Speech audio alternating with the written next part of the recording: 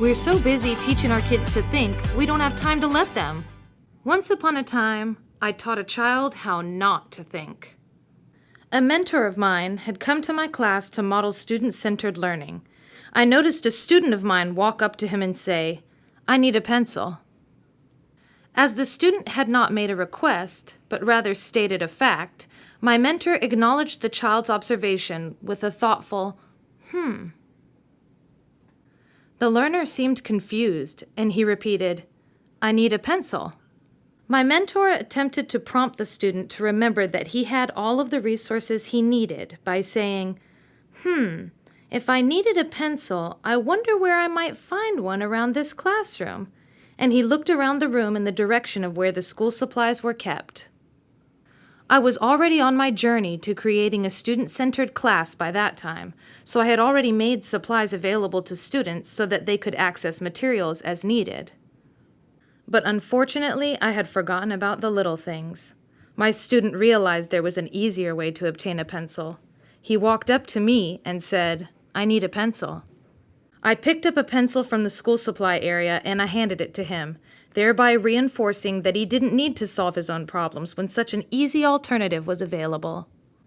This may seem like a trivial example, but it is a simple example of a much greater challenge our nation faces, creating independent problem solvers and creative thinkers. Every day, kids have problems solved for them, like when we prevent them from making safe mistakes. If that child would have been allowed to make a safe mistake and overpour and deal with the consequence of that mistake by having to mop up the excess and start over, her knowledge of accurate measurement and its importance would have been authentic and lasting. Another thing we do that hampers independence is that we resolve every conflict for our students. "Move over there" could become, "Is there something that the two of you could do to resolve this?"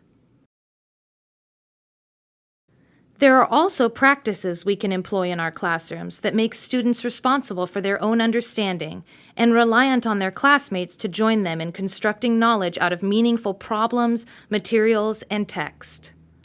One of these educational practices is Socratic-style circles, which you will get a chance to experience.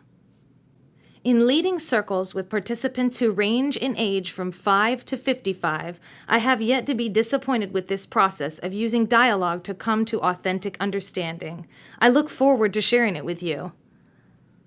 I look forward to discussing some thoughts and tips from small to large about how to foster independence in our children, of how to move from teaching our kids how to think to teaching ourselves how to step back and let them think.